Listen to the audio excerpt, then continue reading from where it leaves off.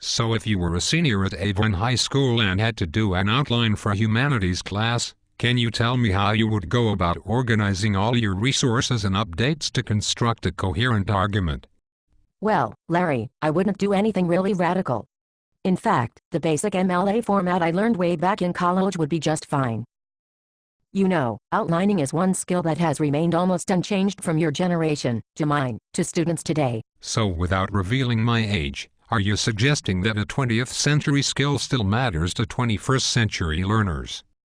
Yes, organizing ideas is something you, or maybe your screenwriters, do regularly as you prepare for your show. It's obvious you have a stance or position on many topics, and then you present your information to substantiate it. SMP papers are essentially the same, so if I had some advice for seniors, not you, Avon seniors, it would be to present their thesis followed by a logical argument. Arguments can advance chronologically, theoretically, or via other means, but there should be a definite flow of thought and information to validate it. Students need to consider what will make the most sense to the reader, and how to build a compelling thesis. So if their thesis involved obtaining something they wanted from their parents, Avon students would think of all the angles to best present their need.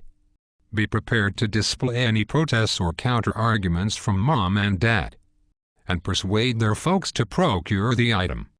Larry, I'm sure these young adults are well-versed in such forms of rhetoric, and can apply their well-honed skills to developing their SMP frameworks. The outline is essentially the scaffolding for the paper, so the more depth it contains, the easier the actual draft writing will be, and generally, the stronger the paper will be. They do seem well prepared to take a stand and advocate for themselves. Have they discussed the different kinds of outlines yet? I believe that's what's scheduled for today's humanities class. Let's take a few minutes to explore the types of outlines that students can opt to use, and check out the MLA formatted one their librarian prepared and posted online for them to use.